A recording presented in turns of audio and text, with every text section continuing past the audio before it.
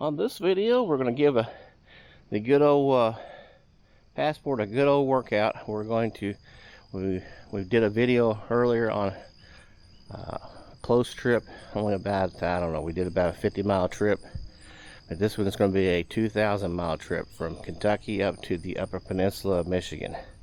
So we're really going to get a good workout.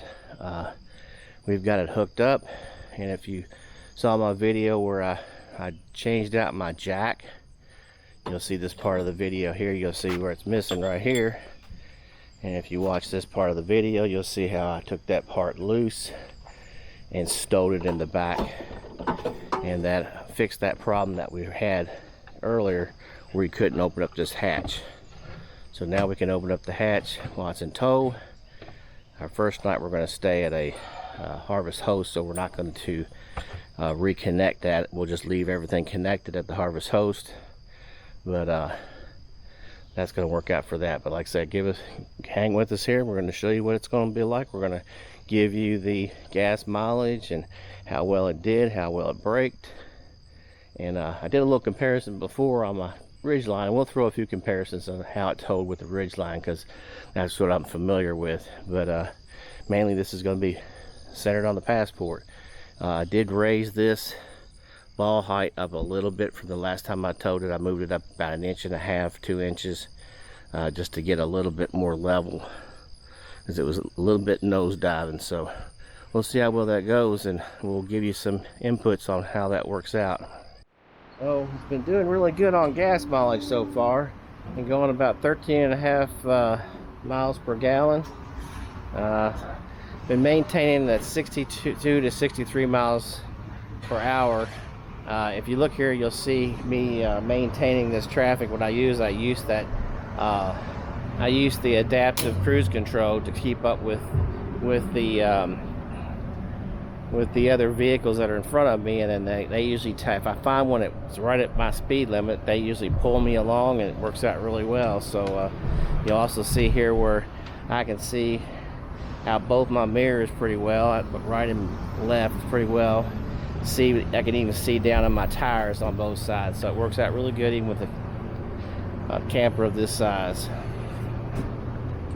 Gas mileage has gone down to 12 miles per gallon, but we're going a little bit more interstate traffic now. So one thing I did notice on this section is it really does travel better than my Ridgeline I had, and I think it's because of the 10-speed transmission. It always, in that tow mode, it really makes a difference, because I actually wasn't in the tow mode at first. When I stop it, it goes off tow mode, so I had to put it back in tow mode. But it definitely shifts so much better than my Ridgeline did, because that Ridgeline I had only had a 6-speed transmission. So we just got back from our more than 2,000-mile trip to the UP of Michigan, back to Kentucky. So the Passport did amazingly well. I was very impressed. The 10-speed transmission makes a big difference between this and the Ridgeline. Now, if you had a 9-speed transmission Ridgeline, maybe not a big difference. I had a 6-speed Ridgeline, but that really made it nice because you could use the adaptive cruise control, and I used it almost exclusively. It really made the trip a lot easier.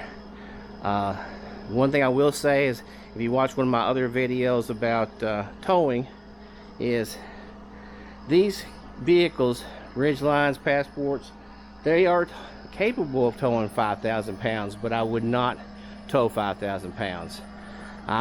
With mine fully loaded, I'm pressing probably about 3,500 to 3,600 pounds, and I really would never go over that 4,000 pound limit. And I know it's 5,000, but still, you want to stay under that considerably. And I'd recommend staying between 3,000 and 3,500 pounds when you're towing with these vehicles. As far as braking, the braking did excellent. The gas mileage was right at 12 miles a gallon, which pretty much evened out the entire time. No real problems towing. I mean, it's smooth. Once you get used to having the beast behind you, it's not too bad.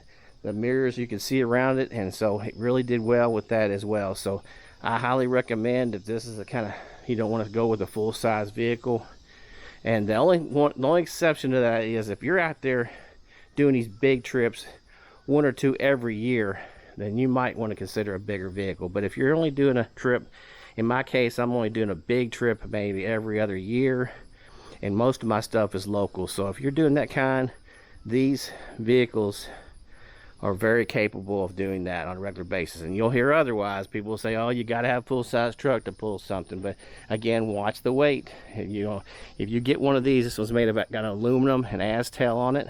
If you get a vehicle that has you know, has the metal sides on, has wood framing, and you're pressing 5,000 to 6,000 pounds with some of those vehicles. So that's where you want to be careful with it. But that's all I have for this video, and I hope that helps you out, and letting you know that that worked out really well for me. And we hope to see you again on another video. Yeah, you hate to have something happen to your camper or your vehicle on this thing.